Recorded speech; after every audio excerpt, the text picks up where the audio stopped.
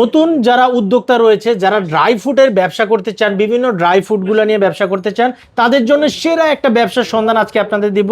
তো জুবাইর ভাই, এই ব্যবসাটা কিভাবে শুরু করবে একটু বলেন। এটা হচ্ছে আপনার বর্তমান বাংলাদেশের বাজারে কিন্তু বিভিন্ন ধরনের মৌসুমী ফল রয়েছে, আচ্ছা, যেগুলো কিন্তু খুব একটা দাম বেশি নয়।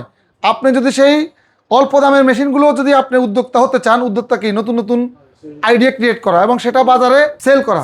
তো আপনি যদি উদ্যোক্তা হতে চান তাহলে আপনাকে কি করতে হবে, সস্তা যে ফল আছে বাজারের, আনারস, তারপর হচ্ছে আম, পেঁপে, যে কোনো ধরনের ফল ফ্রুট, আপনি কিন্তু সেটা সস্তা কিনে এই ড্রায়ার মেশিনের মধ্যে সেটা শুকিয়ে আপনি কিন্তু বাজারে উচ্চ মূল্যে বিক্রি করতে পারবেন। আচ্ছা, যারা মূলত সুপার শপগুলোতে বিক্রি জি করে, জি, বড় বড় সুপার শপ জায়গায়, অথবা যারা ড্রাই ফ্রুটের ব্যবসা করতে চান অথবা ড্রাই ফিশ, এটা দিয়ে কিন্তু মাছও কিন্তু শুকানো যায়। তো ড্রাই ফিশের ব্যবসা করতে চান তাদের জন্য এই ফুড ড্রাই মেশিনটি। আচ্ছা, এটা অথবা ডিহাইড্রেটর বলে থাকে অনেকে। আচ্ছা ভাই, এটা সম্পর্কে আমাদের একটু বিস্তারিত এটা আমাদের কাছে বর্তমানে দুটি মডেল রয়েছে। আচ্ছা, এটা হচ্ছে 24 ট্রে, আর আমাদের কাছে এরকম দুই চেম্বারের 16 32 একটি মেশিন রয়েছে, সেটা হচ্ছে বড় সাইজের। তো যারা মোটামুটি মাঝারি আকারের ব্যবসা করতে চান তারা এই 24 ট্রের মেশিনটি ক্রয় করতে পারেন, যেটা হচ্ছে এরকম লক সিস্টেম রয়েছে।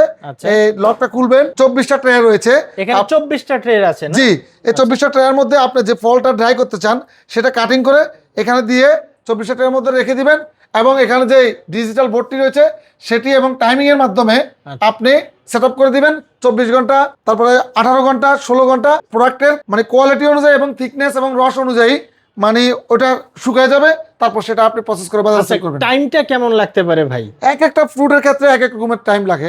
সেক্ষেত্রে এক এক কোনটার জন্য আপনি যদি দ্রুত শুকাতে চান সেক্ষেত্রে ফ্রুটের কালারটা একটু নষ্ট হয়ে যাবে। আপনি যদি মিডিয়াম 50 অথবা 60 ডিগ্রি সেলসিয়াস তাপমাত্রা আপনি যদি শুকাতে চান তাহলে অথেন্টিক ফলের যে কালারটা রয়েছে সেটা ন্যাচারাল কালারটা থাকবে।